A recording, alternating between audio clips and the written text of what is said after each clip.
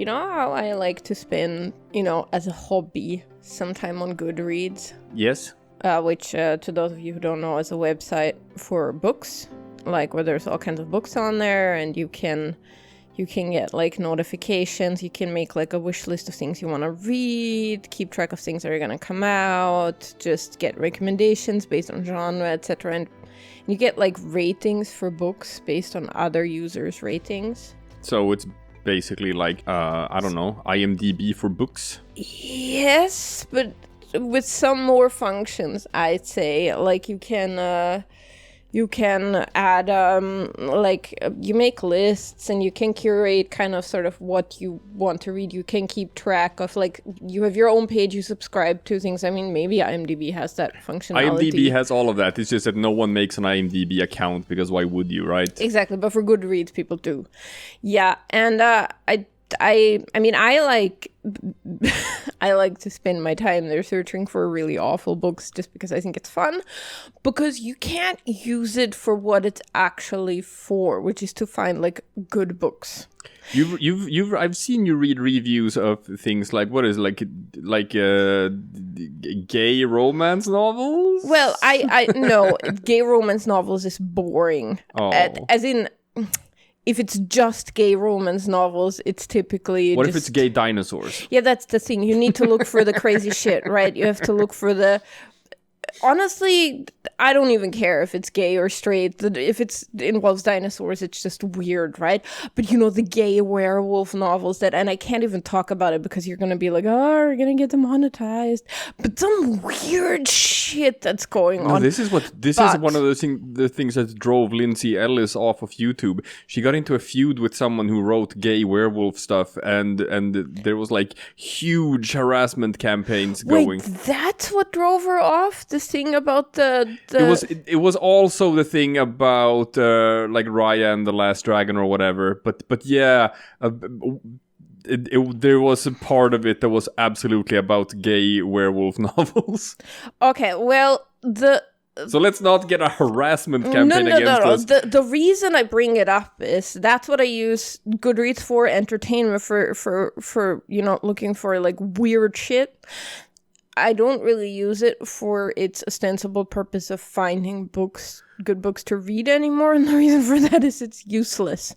Because if you look at like books like, say, The Great Gatsby, yeah, they get like things like a 3-star rating because everyone has to read it in high school and they're upset about it and they give it a 3-star rating. But then your run-of-the-mill bullshit gay erotica novel has like 5 stars. So what you're saying is that any list that's curated by the masses is only going to promote pig swill, and the actual legems, right?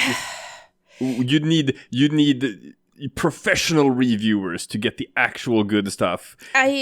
Much as I hate to say it, and I don't want professional reviewers in the sense that video gaming has professional reviewers. I'm just saying, if you just leave it up to the masses, and specifically if there is a subset, a very large subset of people, like things that they're looking for, like, I don't know, women in their 20s and 30s who really want to read their vampire and werewolf erotica, I guess, which seems to be what people go to Goodreads for. And if their standards are for a good book is there vampire or werewolf sex in it, and The Great Gatsby has neither of these? See, I like the way Rotten Tomatoes does it because they showcase both. Yeah. They pull up a page for a movie and whatever, and to the left you'll show here is the scores from reviewers, and to the right here's the scores from the people. And it's kind of fun when they deviate from each other, which they sometimes do. Yeah. Where I'm getting at with this is that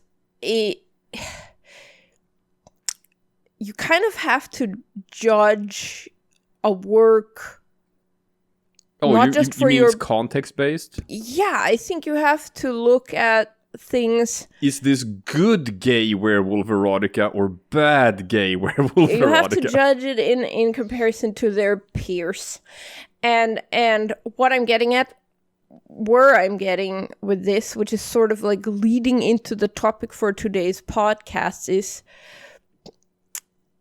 all of these romance novel drivel things, which I super enjoy. Maybe not the gay werewolves, but I enjoy a good romance novel. It's like it's I not read the them, fine arts. I read them for the same reason that people watch reality TV, which is just like cleansing your brain. Right. Like it's not meant to be like super, super highbrow art. And I enjoy literature. I've read The Great Gatsby on purpose as an adult. I really liked it, actually.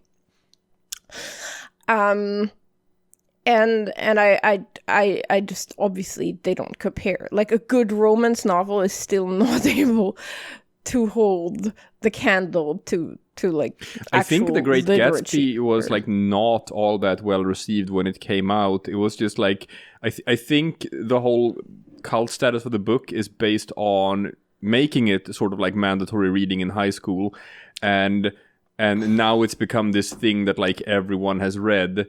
But I think like when it actually came out, it was sort of like panned as not being very good. You may be confusing this with Moby Dick, because I know for a fact that this is true about Moby Dick. I don't think so. Okay. Maybe that's true for both of them. Who knows? I'm pretty sure that Fitzgerald at least was somewhat successful in read at the time, but we can look this up. But this is neither here nor there, right? In my analogy, where I'm trying to go with this is video game writing is your gay werewolf novels. Ooh. In this sense, as compared to actual books, movies, and TVs.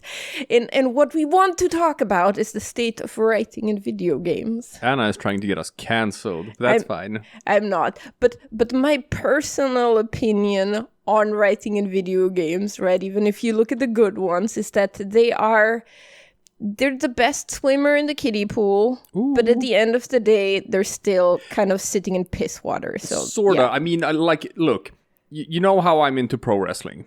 Yes. And you know how currently there is this big storyline with the Bloodline and Roman Reigns and the Usos, and it's been going on for like almost 3 years now. This storyline started like during the pandemic.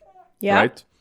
And a lot of people are saying that like this is probably one of the best written pro wrestling storylines of all time. If you want to go to YouTube and check out Super Eye Patch Wolf, one of his latest videos was just like a almost 2-hour-long video covering this storyline with the Bloodline. I guess it's going to be really, really, really useful once you get to the point where you teach your daughter about wrestling and you're like, how do I explain all of wrestling's history to her? Yeah, pretty much. But you have people like at the pro wrestling subreddit I'm at being like, oh, this is cinema. This is Scorsese. This is art. I've heard some of the stuff that they were saying. And it's like, look, it's a very good pro wrestling storyline. It might be one of the best pro wrestling storylines of all time. But the people who are saying this is cinema are people who have never actually seen a Scorsese movie. No, exactly. It's the same as like people with Marvel movies where I saw a review for like the Multiverse of Madness being like, ooh, this is like an experimental art film, said someone who has only seen Marvel movies and has never actually seen an experimental art film in their lives. Show them some Lars von Trier. Yeah, or like Eraserhead is like. And look, I'm not gonna say that like all video gamers are basement dwellers who know nothing of real culture, because we are those same basement dwellers, right? And I play a lot of video games, but I've also watched movies. But who knows? When it comes to movies specifically, I do think that like the prevalence of Marvel movies and being this all-encompassing thing in culture, I'm gonna be that boomer who's gonna agree with Quentin Tarantino that like, man, can't wait for this era of shit movies to be over so that we can have actual real movies again. Yeah. I do think that Marvel has been sort of like hurtful when it comes to people being able to gauge what actual quality is. However, like, don't get me wrong though, the 90s had the sitcom era, right? And the 90s thriller era, which is just also not particularly good in any objective sense, but there was other stuff as well. There were other movies back then. Yeah, I maybe I'm being like very defeatist here, but all of the superhero stuff, just maybe it's not superhero stuff. I think the problem is really franchising. And they want to turn everything into a franchise. And you just binged Jurassic Park. Yeah, but that's because I like the first one and I sort of like the second one. And I watched the third one on the first Jurassic World because I wanted to see dinosaurs, but yeah, but that's also an example of like, can we take this thing and turn it into a franchise? Yes. But which is what everyone's trying to do. Yeah, and I think that is just becoming more and more of a thing. So even if the superhero thing stops, there's gonna be other things that will be franchised to death. But they're all trying to copy the Marvel formula, so I'm not sure about that. Well, they're trying to copy the Marvel formula. That's what I was saying. Even if the superhero thing stops, there's gonna be other things like superhero movies that we're gonna be just as sick of. But again, I'd like to transition to what we actually want to discuss, which isn't Marvel movies, because I'm just so sick of talking about Marvel movies. Even. But the topic came up because we just watched The Last of Us, and because Anna doesn't deal well with survival horror games, so she didn't want to play the game. But I was like, hey, let's watch the show, because people are saying that it's an actual, like, a really good what's the word? Adaptation. There we go. It's a really good adaptation of the game, which it is. Since I have played the game, it's very faithful to the source material and is good. But good entertainment, compelling TV, good writing, ... for a video game. Exactly. But when you look at these lists where they're like games with the best writing, games with the best storylines, the best written games of all time. And you have the one from IMDb now, right? I brought that up, but there's a bunch of them. It's very common for The Last of Us to be number one on that list. It is by many people considered to be the best written video game of all time. Even if you don't have it on number one on your list, you're most likely going to have it at least in your top 10, if not top 5. And it's like, yes, it is an actual well-written piece of media. It's not just a zombie story where we're gonna go and survive the zombie apocalypse and that's it. Oh no, zombies are coming to kill us. No, it's like, the zombies are a backdrop. It is just the world that the story takes place in, but the story is not actually about zombies. It's a story about parenthood. It's a story of overcoming trauma. It's a story of dealing with PTSD. And it's like, it's got stuff going for it. It's compelling writing, but if you compare it to, say, for example, the realm of movies or books, this story does not even graze the top 1,000 of all time. Yeah. Right? Yeah. Yeah. And it's like our expectations of video game writing are so fucking low. They are so fucking low because it's been bad for a very long time, and the whole phenomenon of video games actually having good writing, like actual good writing, is the past 10 years.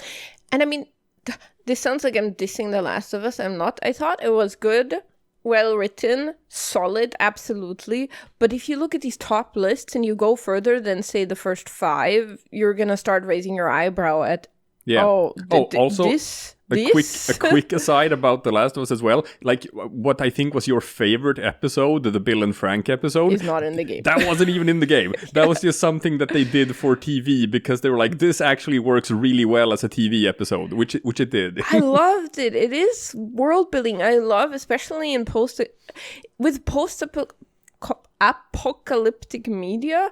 I don't want to just follow one person or group, right?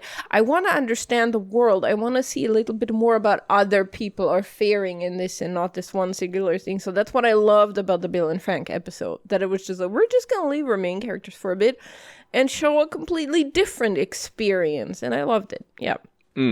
But anyway, I found like one list. It's on IMDb. It's not objective. There's like 1,000 lists like this. But I found one list ranking like, you know, the games with the best writing, and the top is kind of fine. You kind of agree with it. It was like, okay, number 1, Last of Us. Yeah, I see it.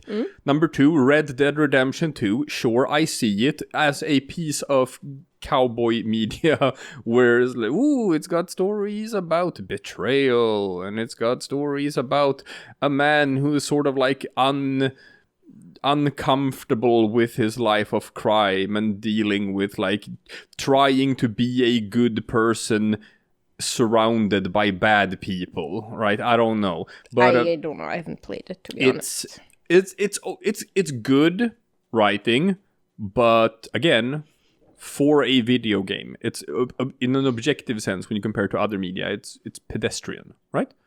The Witcher 3, which is like, again, we're gonna nowadays when you want to make a video game with good story, you make it about parenthood.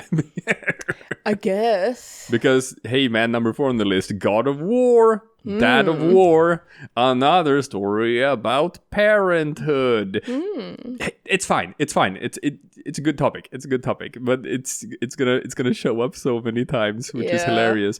But Witcher 3 is, I mean, at some point, and this is a case with Red Dead Redemption 2 as well, at some point it's kind of hard to judge the story in a game that is not linear. You can do it with The Last of Us. It is a linear story. It's told the same way as like a movie or a book.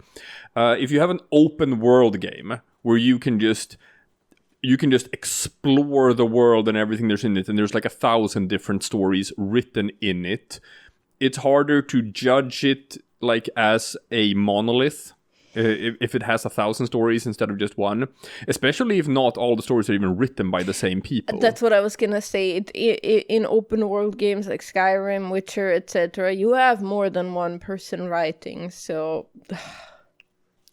it gets at best a bit what's the correct word, confusing, I guess, in terms, You'll have things told in more than one voice, I suppose. Look at The Witcher 3, for example, where it's like parts of it are talked very well about when it comes to like the story. Everything with the Bloody Baron, for example, is considered like some of the best writing in that game.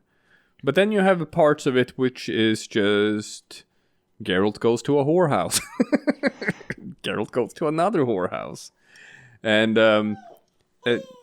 it's not exactly Oscar level writing on everything in that game. No.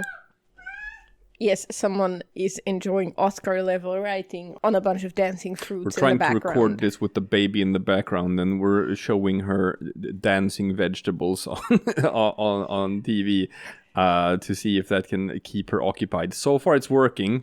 We'll see how long it works for. Thankfully her standards are pretty low as well. Yeah. Mass Effect 2, where it's okay. Good video game story. Is it though? Yeah, come on. No, here's the thing. I'm gonna say that Mass Effect 2 has fantastic characterization. It's got very well-written characters and very well-written dialogue. But the overarching story of Mass Effect 2, is it really all that good? The Collectors building a human-influenced Reaper thing, we have to go on this suicide mission. It's part 2 of a trilogy that is sort of more centered around the characters than the actual big plot. Mass Effect 1 and Mass Effect 3 are the big world-shaping events. Mass Effect 2 is a cool story about a squad of people doing a mission. Oh, so for writing is just the overall story. No, I'm not saying it's just the overall story. Because the thing is, the characters are very well written, so it's like that's also writing, right? Yes, it's also writing. If we're, I think I think it has very well written characters. The story is, oh no, the universe is in danger from aliens. Yeah. It's, I mean, but it is a standout in video game writing because I think the Mass Effect games have some of the best dialogue of like any video game. I would argue, if, like, to me, a good character writing and all of that is just as important, or yeah. I mean, there's like plenty of things that are considered like great pieces of media where it's really all the story is about nothing. It's just about people, right? Yeah.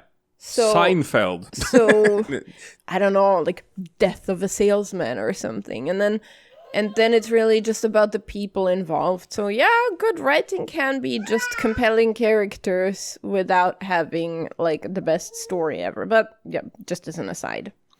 So Mass Effect, and then Star Wars Knights of the Old Republic, which I haven't played, but I know that people think has a good story. One could argue that KOTOR 2 has perhaps a better story than KOTOR 1, actually.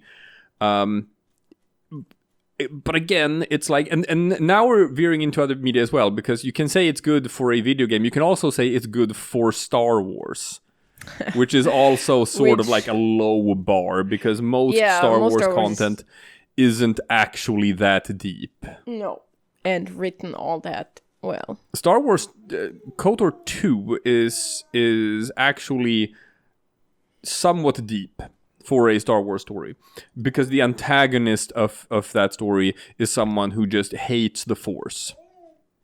It is a Force user who hates the Force and wishes that the Force didn't exist because she believes in free will, and the Force is antithetical to a to like actual agency.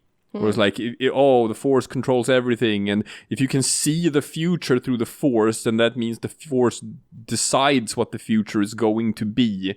So none of us actually have free will. We're just puppets. We're just slaves to the Force. I would like the Force to not exist. So I would like to destroy the Force, even if that could potentially destroy the universe. I don't care. I don't care, because none of us have free will as it is. We're just like, oh, you know what? Now you have at least have like interesting motivations for the villain besides just I am evil, which is the Emperor. That's his character motivation, is just that he is evil. Yeah. Honestly, I guess he had the best motivations in the sequel trilogy where he wanted power, which I guess makes sense. But in the original trilogy, he's evil, and in the prequel trilogy, he's also just evil. Yeah. Huh. Yeah, now he's just evil. I can't believe I just defended the sequel trilogy. Anyway. Well, I mean, the sequel trilogy is even worse, because he was just thrown in the very last second because they had to salvage the story. No, that's the prequel trilogy. No, that's the sequel trilogy. You know the difference between... Yeah, sorry, I mixed it up in my head. Yes, you're right. So, actually, his motivation... When he's Chancellor Palpatine, then it makes sense, because he's actually trying to become that's what I meant. Emperor. The prequel trilogy... Sorry. I mixed up the words prequel and sequel in my head. So, in the prequel... I was like, what the fuck are you talking about? Yeah, I'm talking about the one from the early 2000s. So, in that trilogy... That's the only one where his character makes any actual sense. In the original trilogy, he's just evil, and in the sequel trilogy, he's just evil. But in the prequel, he's a man who wants more power, which I guess makes sense. Yeah. Okay. Yes. There we go. Legend of Zelda: Ocarina of Time. What the hell? That's... No? I actually got annoyed with the dialogue in that one. Yeah. Grand Theft Auto 5. I never played that. I mean, it's just crime story, right? Metal Gear Solid. Sorry. Written by Hideo Kojima, this titan among titans, this auteur. Did you know that war is bad? Did you know that nuclear weapons are bad? Did you know that there is actually a reason why this woman is naked, and it's actually a very, very important and good reason? And you mock me for it now, but once you hear the reason, you critics, you will realize how foolish you were to criticize me for making the character this way. Oh my god. Oh, actually she breathes through her skin, so she has to be naked. You know how that's just the argument of all of these. I can't wear a mask. I can't breathe through a piece of fabric. It's boob armor. No, but anyway, and it's like it's an anti-war message. That's what it is. Metal Gear Solid. It's presented as like just war is bad, people. War is bad. There, I just told you the story of Metal Gear, all of the games. War is actually bad. But let's have some fun with it anyway. How far on that list do you have to go until you find the first David Cage? Not that far. I think it's down in the 20s. Depressing. Before then, we have Skyrim, which is no. Skyrim does not have good writing. I love Skyrim, but it's not the writing. No. The Batman Arkham games, no. It's an excellent video game. Super fun video game. But there's nothing. But that's what I mean. We're already at the part where we're, the good swimmer in the kiddie pool. Everyone else is just sitting there and like going like blah blah blah and just doing like splashy motions in the water. I'm sorry. Yeah, no. I can enjoy a video game even if it doesn't have fantastic writing, right? But I'm not gonna go and say just because I enjoyed this game it has good writing. Like that's. Insomniac Spider-Man, which is it's fine. I just I can't actually recommend that for the writing, given just how much, especially the side stories dragged. Look, we played this on the channel and we had a good time, so we're not gonna shit on the game. It's a fantastic game. It's a good game. It's so much fun. It is just a ball of fun, that game. Okay, so we're not dragging it. Okay, no, I'm not dragging it. I'm just saying I can't go and claim that it has great writing. I'm gonna say that like for being a Spider-Man story, okay? Mm-hmm. It's not up there. I read the Spider-Man comics growing up, and there's some shit. There's some bad ones. We're talking about Clone Saga. We're talking about One More Day. We're talking about the latest story of Mary Jane having kids with another guy, but then it turns out they're all illusions. It's bad. It's really bad. But Spider-Man also has a couple of stories that are just like absolutely, absolutely fantastic. And even in other media, even if you don't read the comic books, you have Into the Spider-Verse. You have No Way Home. Like, you have these really, really good Spider-Man stories.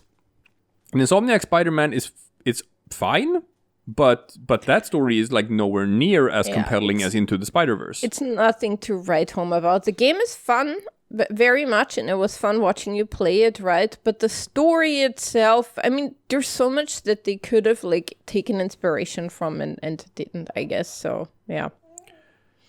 And then in number 22, we have Detroit Become Human. Go fuck yourself.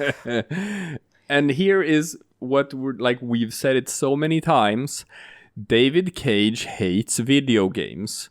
David Cage wants to be a movie director, so he does not care about the medium of video games. He does not care about what you can do in an interactive environment. He just wants to tell his story, and you're forced to play along his story, and you are given the illusion of choice, but you're always going to end up where you end up. It's better in Detroit than in his previous games. Heavy Rain is so frustrating with how it lies to you in the narrative, and just you're always going to end up at the same spot anyway. And Detroit It's terribly written. The only good part about it is the part that he wasn't involved in all that much. It is terribly written. The best parts are the buddy cop stuff with Connor and Hank. And that was just the actors, Brian the Chart and Clancy Brown. Clancy Brown. That was them improvising a lot of their stuff together, and that became like the best part of the game. But it's like, I get so upset that... If you look at the other, like Kara was the cutting room floor. Anything that they couldn't really find any use for, they just made that a Kara segment. Well, and they also he needed an excuse to have suggested rape scenes. Oh yeah, has to have suggested rape scenes. Otherwise, it's not a David Cage game. You have to have someone attempting to rape a female character. So that's why Kara is in the game. She has several instances of like sexual violence and implied sexual violence toward her. But her story is so inconsequential to the plot that if you just remove her entirely, nothing changes. Marcus's story and Connor's story still play out the exact same way. She doesn't affect anything at all. No, it's just I think you can see her in the background in some scenes. You can see her in the background, exactly. And then don't you even get me started on Martin Luther Robot Jesus. God damn it, that story. Marcus's story is horrible. And David Cage claims that it's not an allegory for racism, even though he says, like, you know, I have a dream and stand down, stand down. Singing slave chanties. I know it's the worst.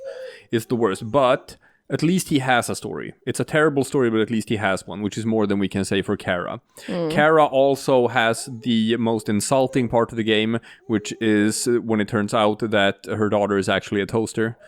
And their abusive previous owner was actually perfectly within his rights to use his tools, his property, in whatever way he likes, because his daughter is actually not a real girl. She's also a robot. Yeah. Todd, that was his name. Good lord. I don't even remember the name of daughter because... Alice? I think so. Alice is a toaster, there we go. And that was just... He even fucked his own story, because he had something with Kara. He had something where on a macro level, you have the big fight between Connor and Marcus and the big corporations and the argument of like, are robots tools or do they have rights and all of that. And then you have the intimate story of Alice and Kara and how they are you actually get to see a robot and a human form a bond with each other, right, to like show in practice, look, he could have used this as the story of what we're fighting for, right? It's show and tell. Connor and Marcus is tell, and Kara is show. You're actually showing it happening, like in through the narrative, these big concepts, but on a micro level, on an intimate level. And then it turns out Alice is a toaster, completely invalidating that entire story. Nope, it's just two robots who are both pretending to be humans and are both pretending to have this human-robot mother-daughter relationship with each other, and the entire thing becomes pointless. Yeah. It's really bad. Yeah, but I've talked about, you know, my comparison between David Cage and Josef Fares, the anti-David Cage. Yes. Because he is an actual film director who transitioned into video games, and he loves video games. He loves the concept of video games, and his focus is just experimenting with what sort of stories can you tell with video games that you can't tell with movies. How can we use the interactive elements of video games to create new types of narratives, whereas David Cage just takes the framework of video games, which he hates, and just uses it to tell his movie story. Which would be a bad story. He would be bad. It's good that no one gives him the money to make movies. He would suck at it. The most creative thing he can do with it is he can turn it into a choose-your-own-adventure book, which is... And then the gameplay is just QuickTime events. Yeah. Because he hates video games. I'm so glad, though, that like for every day more and more people sort of like see through his bullshit. But have I mentioned, by the way, and this is a slight tangent, how much I hate QuickTime events? Especially if it's about choosing your own story. You want to think about it. Yes. I don't want to be forced into a choice of a choose your own story simply by, that's like a choose your own story book, but instead, like you only get like 5 seconds to choose a random page. Like, you don't get to choose. it's not choose your own story if you have to be very quick at pressing a button in order to go there. What I hate the most about it is that it takes your focus away. If I'm focusing on doing a quick time event, like I am not paying attention to what is actually happening. Same. That's what happened for me so many times when we were playing Heavy Rain and Detroit Become Human, is that I had no idea what was going on because I was so focused on trying to click a fucking button. Number 25 on the list, PT. PT was a tech demo. It was a tech demo for a horror game, and you're stuck in a loop in a hallway, and you just have to go through that hallway over and over again, and things change between every loop, and it's like sort of a mystery trying to figure out how to break free from this loop and whatever. And if you do, eventually turned out to be a teaser for a new Silent Hill game they never made. That they never made, because then they fired Kojima. It was supposed to be a new Silent Hill game with Norman Reedus, but then they fired Kojima. Kojima went and made his own studio and instead brought in Norman Reedus to be Death Stranding men. And I'm surprised that Death Stranding is not on this, but I hope it's not. I hope it's not. Because I was like, Die Hard, man. Die Hard feels bad, man. Yeah, no, it's the Postman, but it sort of says something about the state of video games as well. Whereas like just a tech demo, which is not even a game, it's just a teaser for a game, is up on the list for like best writing in video games. I mean, what can you even say? It's not even a complete story. It's just one scene from a story, basically. But it's you know, in a way, I can sort of agree with this. Because this is taking exactly what Josef Fares is doing. This is taking the medium of video games and seeing, can we tell a story in a way that you couldn't in a movie? And that is exactly what PT is doing. It doesn't exist anymore. They've scrubbed it from like the internet. You can't find it on Steam. Konami hates it. So at best you can just go back now on YouTube and look at like Let's Plays and see other people playing through PT. It was kind of cool when people were just trying to theory craft how to solve the puzzle. And it was like someone bumped into it by accident that you actually have to use a microphone. And you actually have to speak a certain code phrase into the microphone during a certain part of it. So you find all of these clues and puzzle pieces, and then you have to say like a phrase into the microphone at a certain point to actually advance in the story. That is creative. It is very creative. Kojima did that back in Metal Gear Solid as well, where he had you fight against an opponent who is a mind reader, and he reads all of your controller inputs, and you can't beat him, and you're supposed to figure out that you're supposed to take your controller and put it in the player 2 slot. And then he can no longer read your mind, and then you can fight him. So I guess Kojima is pretty early on the ball with like just the idea of what sort of creative wacky shit can we do with video games. But I mean, that's the thing, right? I mean, this is not writing, that's just wacky shit, and that's video game, design. And a video game can be good without good writing, right? Not every video game has to have good writing. Like, I mean, Tetris doesn't have any writing at all, and it's great. And yet they did a Tetris movie adaptation. Well, it's about the making of the game, though. So, and it has a pretty wacky story behind it, so I'm fine with that. But, I can super enjoy a video game, and it doesn't need to have great writing. Our point today is just that if we do talk about, video games and their writing, unfortunately, the state of it isn't great, and it gets pretty shallow pretty fast. Yeah. Especially if we're talking about, RPGs, right? Where role-playing games where the entire point of it is that you're playing a story, a person in a story. You haven't played any of the Tales games. Tales of Arise, Tales of Berseria, Tales of this, Tales of that.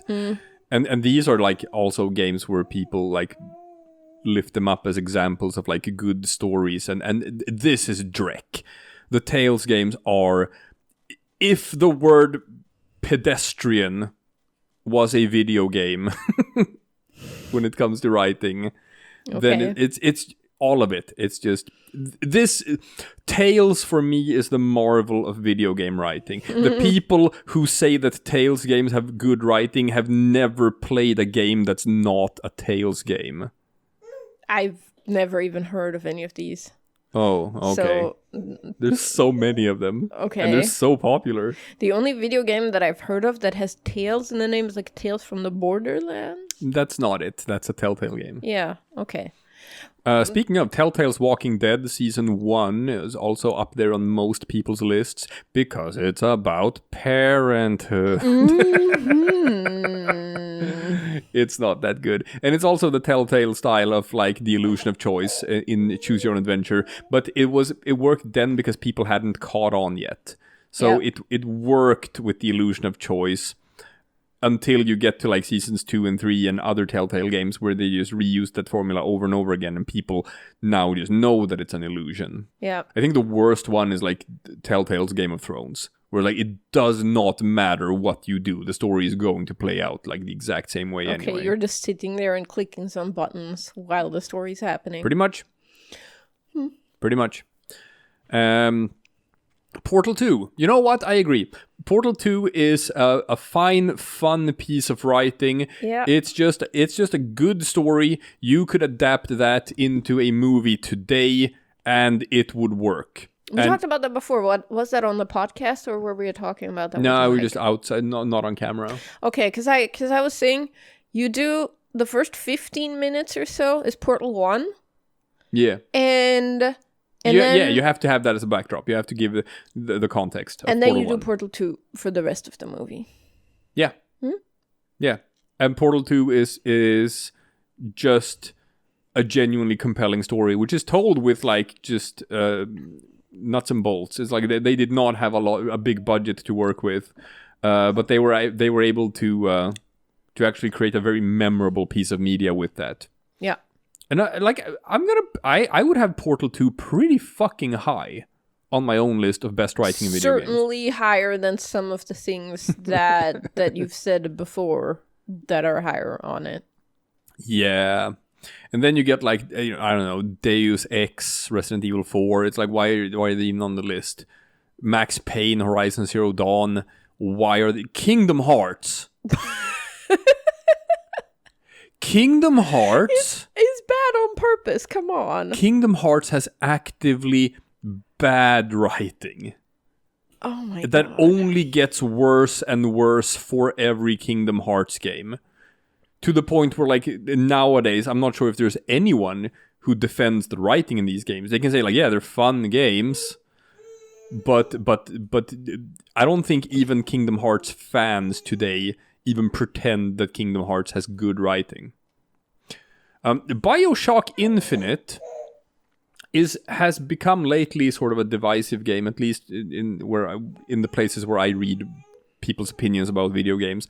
When it came out, like, people were actually talking pretty highly about the story, but we've talked about this on the podcast before, how people have been sort of bothered by the whole moral equivalence of, like, oh, when the slaves revolted, then they were just as bad as their oppressors, and it's like,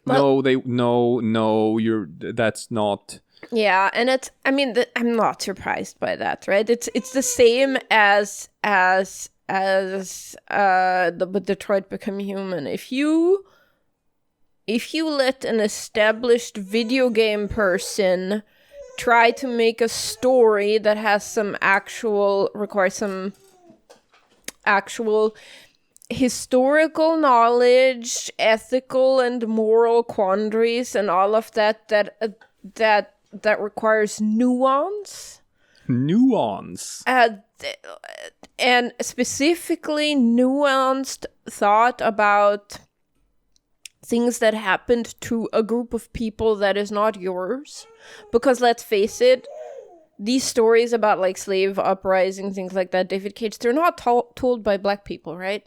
No. And they're not told by people of either of any ethnicity that are, let's say, well versed in in critical race theory, or just any of these, just the history of slavery and all of that. It's like a high school level education on the topic, and then they go and tell a story about it, and it's like white people smart on it, right? it's Anna, self-hating white person. My white guilt specifically relates to more, the Holocaust. We didn't have all that many slaves and black people in Germany, but we sure did a number on the Jews and the gays. But this is something that, like, German kids have to grow up with dealing with, being taught being taught in school about, like, you're evil. We're evil. We're an evil people. We did evil things. We have to face the evil things we did. You can't shy away from it. You have to look at it. Look at it closer. I think the further away we get from it, the less that it is taught like that. But I mean, that's kind of the point, right? This was my high school education, and I probably know a little bit more about what happened in the Holocaust than, say, an American high school student after high school. Just because it was relevant and we taught so much about this history here, it was relevant to us. Now, David Cage is French. What he learned in high school about the civil rights movement in the U.S. was Martin Luther King had a dream, Rosa Parks, people sitting in the back of the bus. And that's the story he wrote. You're right. It is high school drama level. It is high school from a different country level knowledge of what happened. And then you throw in a little Nazi imagery with the blue triangle on their... on the robot, androids. They even have robot concentration camps. They have robot concentration camps. You have the blue triangles on their arms and that. And he's like, this is deep. This is an allegory. No, and it's I'm like, not. It's this is not just an allegory for your ignorance. He was vehement that it was not an allegory for racism and slavery. Because it's just a standalone story. Just something he thought up. No. Yes, but then again, and then other people just like him, right? Other white people whose history this technically was, but as the perpetrators, so they didn't really face it as such, right? Just go and play this, and it's like, yes, this is deep. This makes me feel better about myself somehow. This is cathartic, and yes, this is this.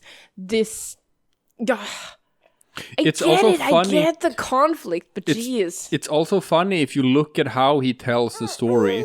Whereas, like, the Marcus, right? Who is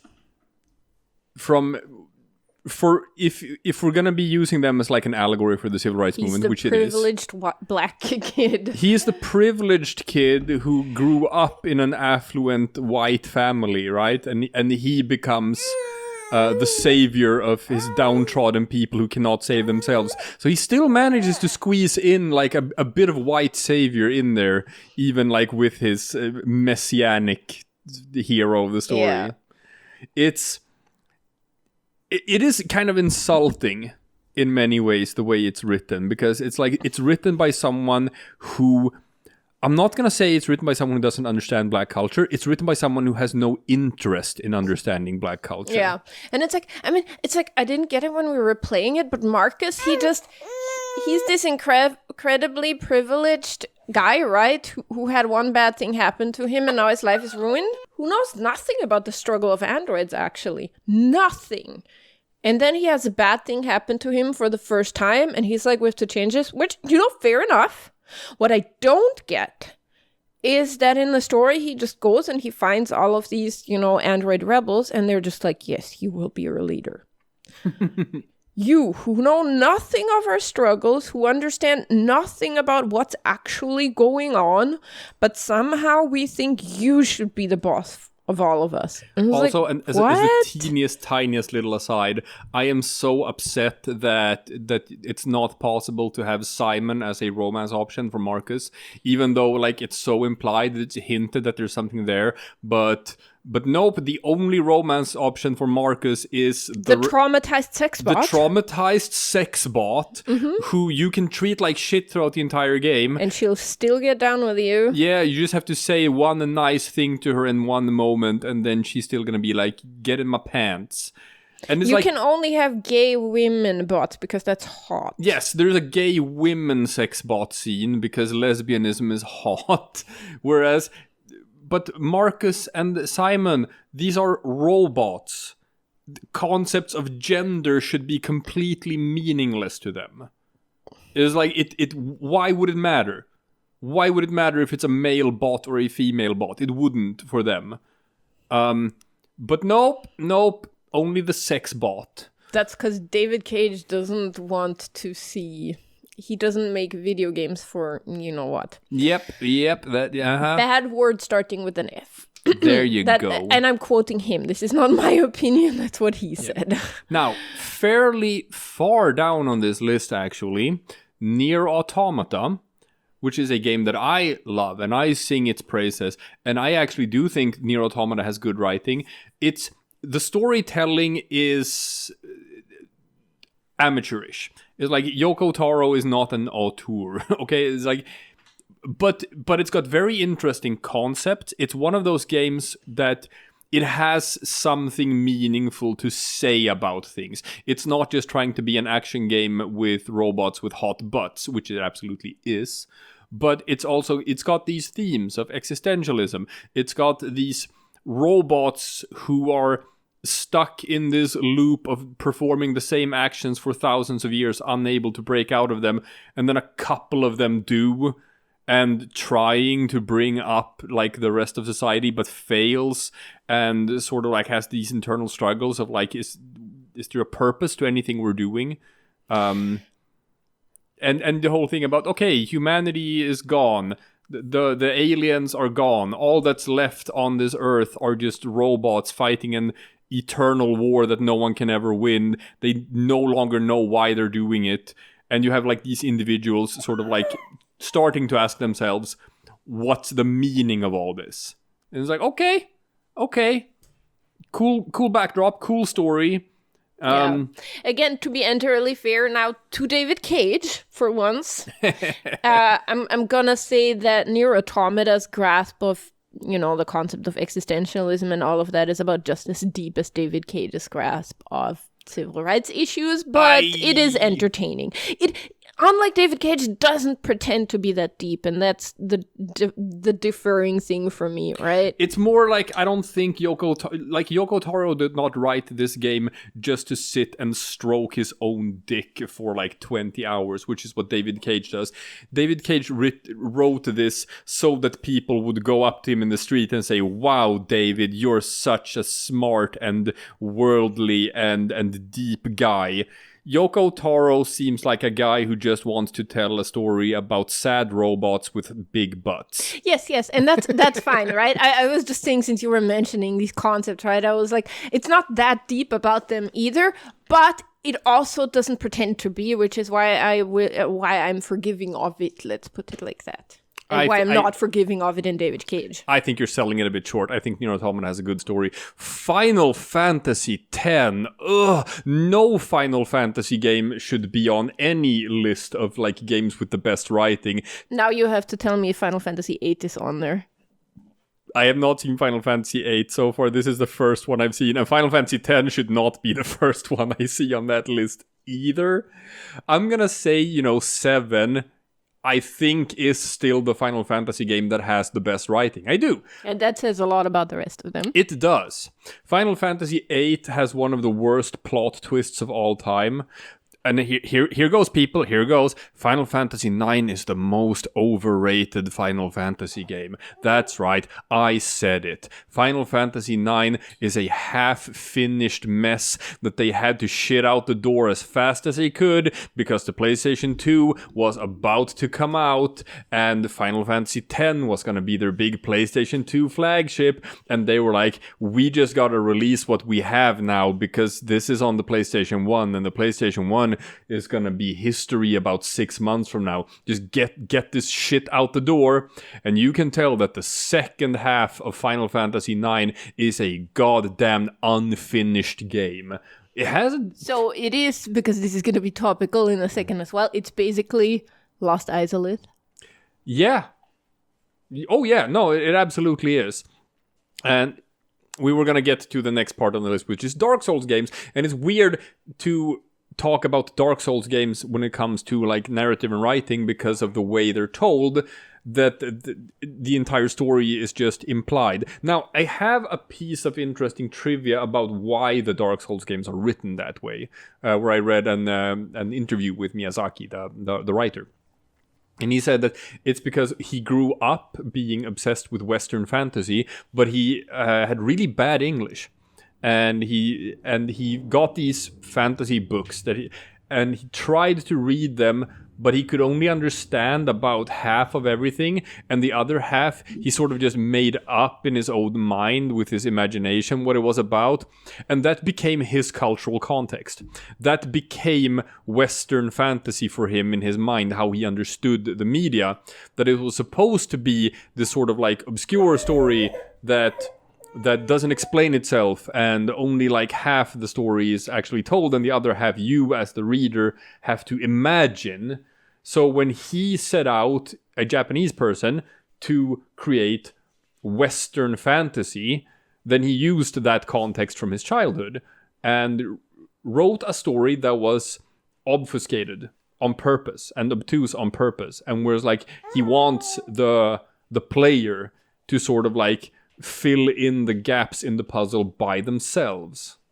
And that is obviously interesting and entertaining to people, and basically enabled a guy to just make a living on YouTube off of trying to explain it. But I wouldn't exactly call it.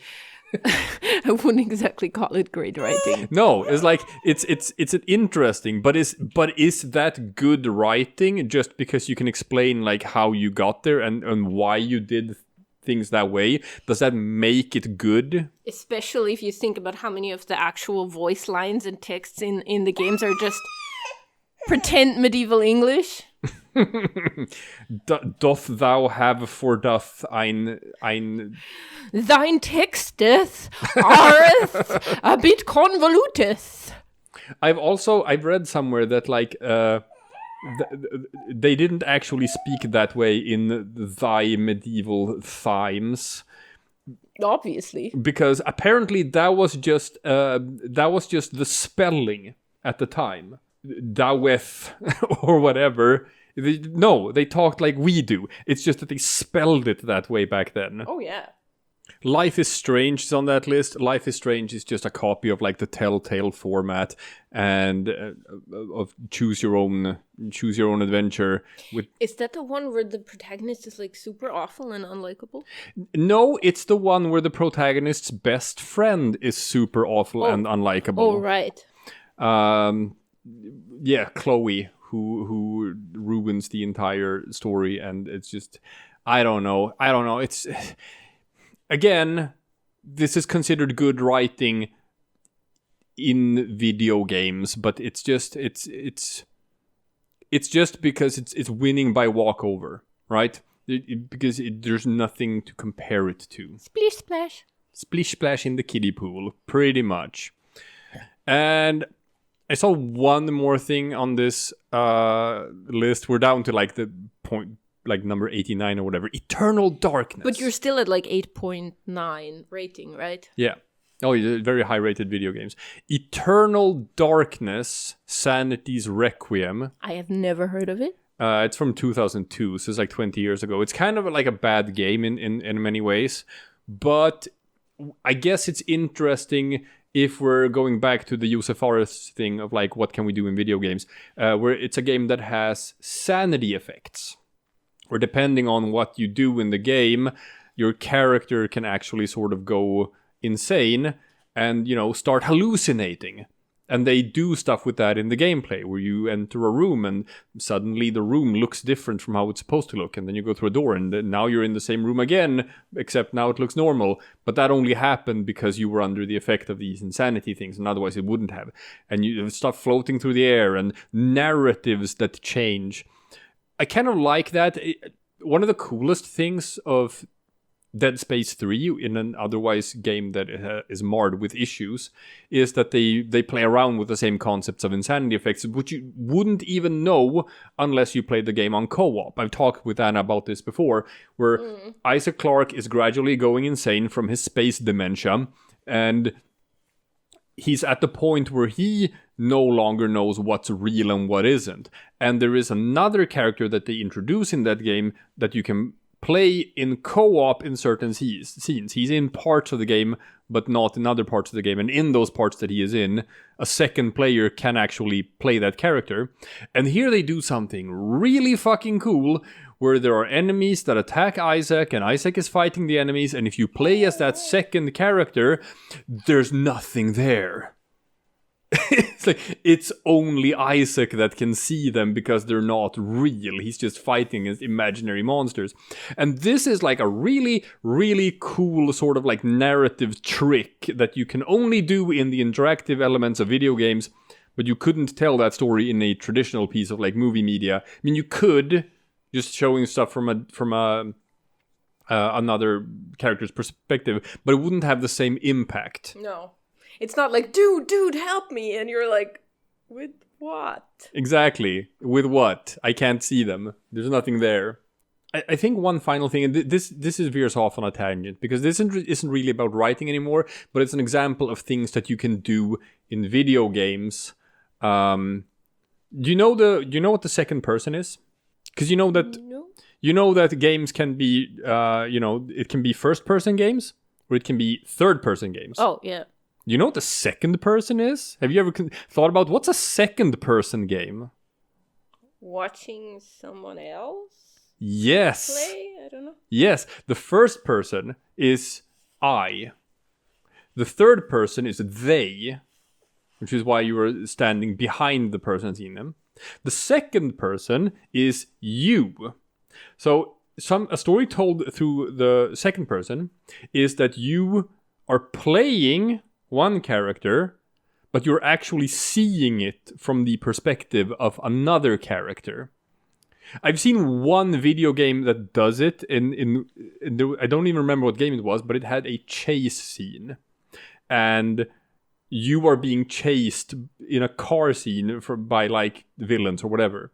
And that scene you actually see from the villain's perspective. So they are driving the car, and in front of them you see your car, and you are actually piloting your car while you're witnessing the scene from the perspective of the villains. Huh.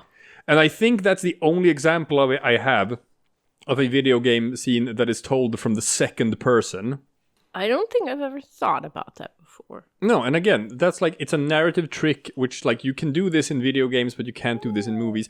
And I just wish that more like, I don't know, game developers like took a fucking course in cinematography. I think it's just that like it started out with just nerds making video games, and it was more about the tech, and the story was sort of an afterthought.